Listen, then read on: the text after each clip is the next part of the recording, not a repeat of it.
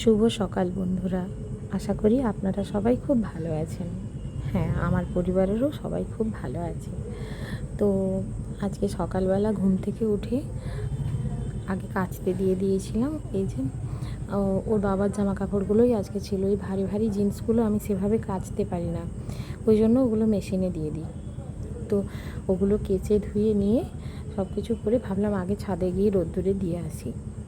তো তারপর আমি ছাদে এসে জামা কাপড়গুলো সব আগে মেলে দিলাম। রোদ্দুরটা সেই রকম নেই, আজকে বৃষ্টি হচ্ছে, কিন্তু হ্যাঁ আজকে ওই হাওয়া দিচ্ছিল সকালবেলাটায়। তো যেহেতু ওগুলো স্পিন করে দিয়েছি, একটুখানি হাওয়া পেলেই শুকিয়ে যাবে। তারপর ছাদে এসে না আজকে আবার মনটা একটু খারাপ। কেন বলুন তো?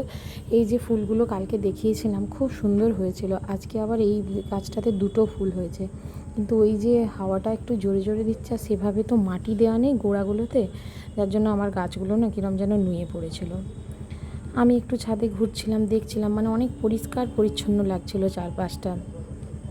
তারপর দেখি এই যে এখানে আমি দেখেছি অনেক বেশি, মানে এই কাক, তারপর এই বিভিন্ন ধরনের পাখি, এগুলো দেখতে পাই।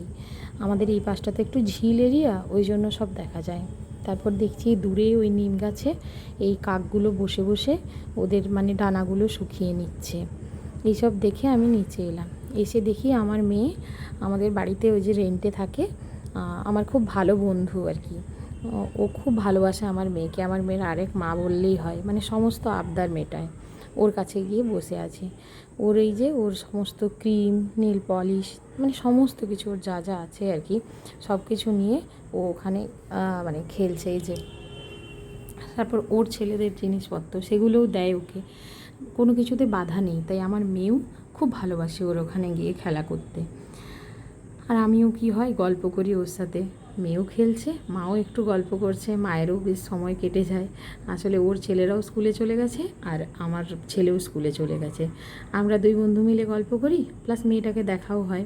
আর এইগুলো হচ্ছে ওর ছেলের খেলনা আর কি, ওগুলো আমার মেয়ে নেয়। তারপর এই যে আমার মহারানীকে বাড়িতে নিয়ে এসে স্নান টান করিয়ে খাইয়ে দাইয়ে ঘুম পাড়িয়ে দিয়েছি। ও একটু ঘুমুক, এই ফাঁকে আমি আমার স্নান টানগুলো সেরে নিই। আর কি বলুন তো, অনেক ঝামেলা করে ঠিক কথা, কষ্ট হয়, কিন্তু ঘুমিয়ে গেলে কেন জানি না খুব মায়াও লাগে।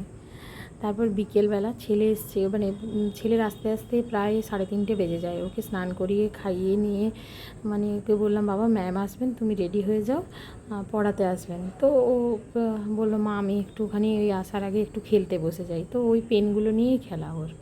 তারপরে এই যে আমার মেয়ের মেয়ে, এই পুতুলটি আমার মেয়ের মেয়ে, একে দেখে যে আমার কী মায়া হয়।